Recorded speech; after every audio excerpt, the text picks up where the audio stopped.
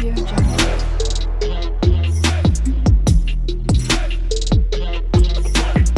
Audio Jungle.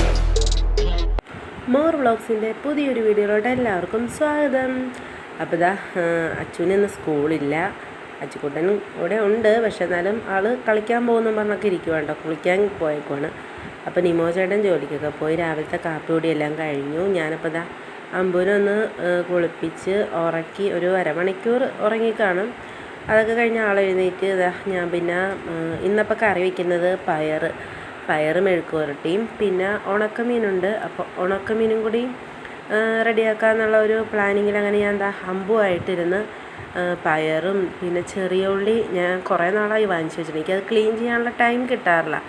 അപ്പോൾ എന്തായാലും ഒന്ന് ആ ചെറിയ ഉള്ളിയും കൂടി കുറച്ച് ക്ലീൻ ചെയ്ത് എടുത്ത് പിന്നെ അപ്പോഴത്തേക്കും അച്ചുക്കുട്ടൻ കളിക്കാൻ പോയി വന്ന് പിന്നെ നിമോചേട്ടൻ ജോലിക്ക് പോയി വന്ന് അപ്പോൾ എന്താ ഉള്ളിയൊക്കെ വേഗം ക്ലീൻ ചെയ്തൊക്കെ ചതച്ചെടുക്കുവാണ് കല്ലിലിട്ട്.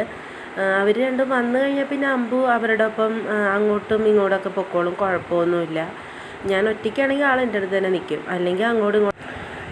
അത് കഴിഞ്ഞപ്പോൾ ഞാൻ പിന്നെ ഉള്ളിയൊക്കെ ചതച്ച് വെച്ച് അത് കഴിഞ്ഞപ്പോൾ പയറിൻ്റെ ഒപ്പം തന്നെ കുറച്ച് വെണ്ടയ്ക്കയും കൂടി ഞാൻ എടുത്തായിരുന്നു കേട്ടോ. നിമോചേട്ടന് പയറും വെണ്ടയ്ക്കയും കൂടി മെഴുക്ക് പുരട്ടി വെക്കണം ഭയങ്കര ഇഷ്ടമാണ്. അപ്പോൾ ഉള്ളിയൊക്കെ ചതച്ചെടുത്ത് ഞാൻ പിന്നെ ഗ്യാസൊക്കെ കത്തിച്ചു, എണ്ണ ഒഴിച്ചു ഉള്ളിയും പിന്നെ ഉള്ളിയുടെ ഒപ്പം തന്നെ കുറച്ച് വെളുത്തുള്ളിയും കൂടി എടുത്തായിരുന്നു. അങ്ങനെ പച്ചമുളക് പിന്നെ വേപ്പില എല്ലാം കൂടി ഇട്ട് ഞാൻ ഒന്ന് വാട്ടിയെടുക്കുവാണ്. എന്നിട്ട് വാട്ടിയെടുത്തിട്ട് ഞാനിവിടെ വയ്ക്കുന്നത് എങ്ങനെയാണെന്ന് വെച്ചാൽ കുറച്ച് മഞ്ഞൾപ്പൊടി കുറച്ച് മുളക് പൊടി കൂടി ഇട്ട് നല്ലപോലെ ഒന്ന് അതും കൂടി ഒന്ന് മൂത്ത് കഴിയുമ്പോൾ പയറും ഇതും കൂടി അങ്ങോട്ട് ഇട്ട് ഒന്ന് അടച്ച് വയ്ക്കും. അങ്ങനെയാണ് കേട്ടോ ചെയ്യുന്നത്. എല്ലായിടത്തും എങ്ങനെയാണ് ചെയ്യുന്നതെന്ന് അറിയില്ല, എല്ലായിടത്തും വ്യത്യാസം ഉണ്ടാവുമല്ലോ. ഞാൻ ചെയ്യുന്നത് അങ്ങനെയാണ് കേട്ടോ. അപ്പോൾ അതൊക്കെ ചെയ്ത് പിന്നെ കഴിഞ്ഞപ്പോൾ ഉണക്കമീൻ ഞാൻ എടുത്തായിരുന്നു.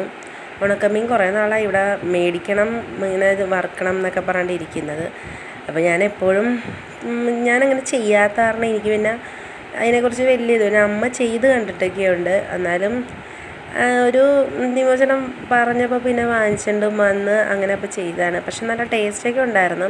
അച്ചുക്കുട്ടന് ഉണക്കമീൻ്റെ സ്മെല്ലൊന്നും ഇഷ്ടമല്ല. അപ്പോൾ പിന്നെ ഞാനും പിന്നെ പൊതുവെ ഉണക്കമീനിലോട്ട് അങ്ങനെ എപ്പോഴും ചെയ്യാറൊന്നുമില്ല. പിന്നെ ഗ്യാസ് കയറും അങ്ങനെയുള്ള പ്രശ്നമൊക്കെ അച്ചുക്കുട്ടൻ പറയാറുണ്ട്. അപ്പോൾ പിന്നെ അങ്ങനെ പിന്നെ നിമോചനം ഇഷ്ടപ്പെട്ടപ്പോൾ ഞങ്ങൾ വാങ്ങിച്ച് എന്തായാലും കൊഴുവയായിരുന്നു കേട്ടോ. എന്നിട്ട് സൂചിക്കൊഴുവയില്ലേ അതാണ് വാങ്ങിച്ചത്. അപ്പോൾ അച്ചുവിന് അതാകുമ്പോൾ കുഴപ്പമില്ലല്ലോ, മുള്ള് പ്രശ്നമില്ലല്ലോ എന്ന് വെച്ചാൽ അതാണ് വാങ്ങിച്ചത്. അപ്പം അച്ചു അടുത്ത് വന്ന് നിന്ന് ചോദിക്കുന്നുണ്ട്, ഇന്ന് ഉണക്കമീൻ ഉണ്ടല്ലേ എന്നൊക്കെ.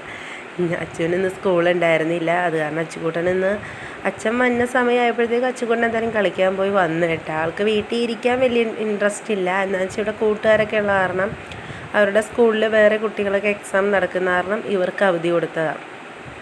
അങ്ങനെ ഞാൻ പിന്നെ ഉണക്കമീനും കൂടി പെട്ടെന്ന് ഉള്ളിയൊക്കെ ഇട്ട് മൂപ്പിച്ചെല്ലാം എടുത്ത് കുറച്ച് മുളക് പൊടിയും കുറച്ച് മഞ്ഞൾപ്പൊടിയും കൂടി ഇട്ട് ആവശ്യത്തിന് ഉപ്പൊക്കെ ഇട്ട് ആ മീനിനകത്ത് ഉപ്പുണ്ടായിരുന്നില്ല കേട്ടോ. അങ്ങനെ അതെല്ലാം ഇട്ട് റെഡിയാക്കി എടുക്കുവാണ്. പിന്നെ അപ്പുറത്തെ അടുപ്പിൽ ഞാൻ മെഴുക്ക് പുരട്ടി വെച്ചിട്ടുണ്ട്, അതപ്പോൾ അവിടെ റെഡി ആയിക്കൊണ്ടിരിക്കുന്നു. പിന്നെന്താ സൗണ്ടൊക്കെ ഞങ്ങളുടെ ഇപ്പോൾ ഓരോരുത്തരുടെയും നിമോചൻ്റെ സൗണ്ട് ഒട്ടും ഇല്ല, ഇടയ്ക്കിങ്ങനെ പറയണമെന്ന് തിരിയില്ല. ഞങ്ങളപ്പോൾ ഇടയ്ക്ക് കളിയാക്കാറൊക്കെ ഉണ്ട്. എൻ്റെയും സൗണ്ടൊന്നും അങ്ങോട്ട് പൂർണ്ണമായിട്ടും ഇതായിട്ടൊന്നും ഇല്ല, എന്നാലും പനിയൊക്കെ മാറി. എന്നാലും ചുമയുണ്ട്, സൗണ്ടിൻ്റെ ആ ഒരു ഇതും കൂടിയുണ്ട്. പിന്നെ പിള്ളേർ രണ്ടുപേർക്കും അമ്പൂനാണെങ്കിലും ചുമ ഇടയ്ക്കുണ്ട്. അച്ചൂസിന് ഇപ്പോൾ കുഴപ്പമൊന്നുമില്ല, അച്ചൂസിന് മരുന്നൊക്കെ കൊടുത്ത് അച്ചൂസ് ഓക്കെ ആയിട്ടുണ്ട്. അങ്ങനെ ഉണക്കമീൻ ഇവിടെ റെഡി ആയിട്ടുണ്ട്. ഇത് നല്ലപോലെ കറുമുറാന്ന് കടിച്ചെടുക്കാനുള്ള ഭാഗത്തിനാക്കിയിട്ടുണ്ട് കേട്ടോ. നല്ല ടേസ്റ്റൊക്കെ ഉണ്ടായിരുന്നു. അങ്ങനെ എടുത്താൽ അച്ചുവിന് ഇഷ്ടപ്പെട്ടു. പിന്നെ സാമ്പാർ തലേദിവസത്തെ സാമ്പാർ ഉണ്ടായതുകൊണ്ട് അതും കൂടി ഞാൻ ചൂടാക്കി വെച്ച്. അത് കഴിഞ്ഞപ്പോൾ ഞങ്ങളുടെ വീട്ടിലൊരു ആൾ കയറി വന്നായിരുന്നു.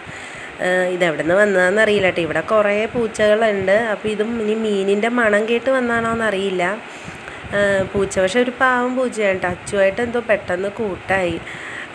അച്ചുവിന് വേഗം അതിന് ഫുഡ് കൊടുക്കണം. പക്ഷേ ആ പൂച്ച കഴിച്ചതെന്ന് വെച്ചാൽ പപ്പടമാണ് കേട്ടോ കഴിച്ചത്.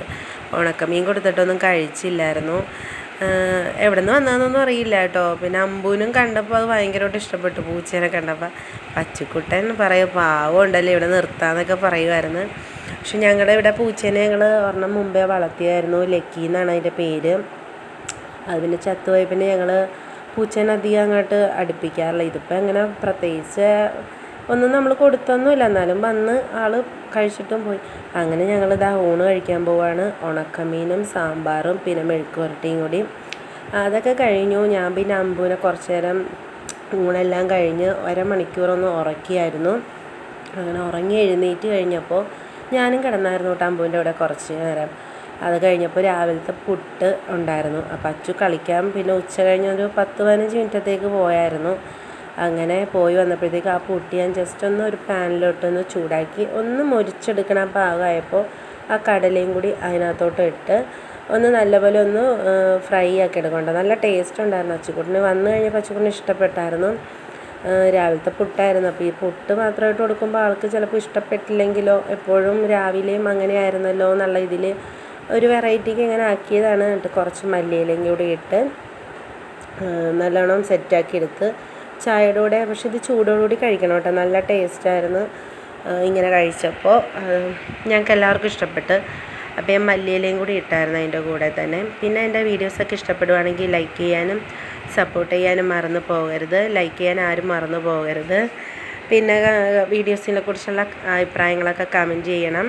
അപ്പോൾ എൻ്റെ വീഡിയോസൊക്കെ ഇഷ്ടപ്പെടുവാണെങ്കിൽ ഇനിയും സപ്പോർട്ട് ചെയ്യാൻ മറന്നു പോകരുത്.